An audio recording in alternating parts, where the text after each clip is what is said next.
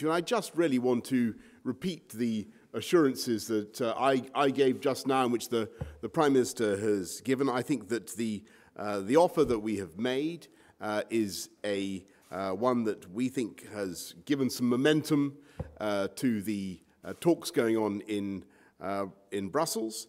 And I just want to reconfirm what we have said. The rights of all EU citizens here in this country, of course including the 1 million Poles, will be protected and enshrined in UK law. And I think it's very important to understand that our courts, which are very fair and indeed very progressive when it comes to questions about family reunion and other such matters, they will have regard not only to the treaty of withdrawal, whatever it's going to be called, but of course they will also have regard specifically to the jurisprudence of the European Court of Justice, which is itself a fairly progressive body of jurisprudence, as you all know. My question is to Foreign Secretaries. It's been 16 months since the referendum last year.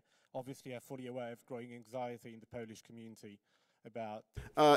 Just to extract some of the urgency from your question and turn it round, if I may, to our friends and partners on the other side of the channel, and say, well, we've made an offer. We've set out what we think are some pretty convincing ideas on citizenship, on money.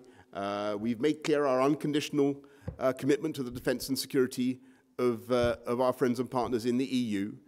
We've made great progress on rights and privileges and on the Northern Irish border question. Let's now get on with it to the next phase. I think that's what we're saying. And so if I respectfully say some of the urgency that you direct at me, I would, if I may, radiate it backwards, ricochet it, if I can, to our friends and partners in Brussels.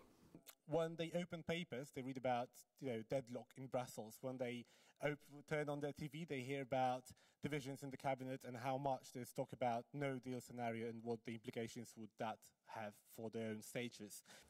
On the drone strike, I'm not going to comment on the specific strike reported today. However, I can confirm that if you are a British national in Iraq or Syria, and if you have chosen to fight for Daesh, an illegal organisation that is preparing and inspiring terror attacks on our streets, then you've made yourself a legitimate target.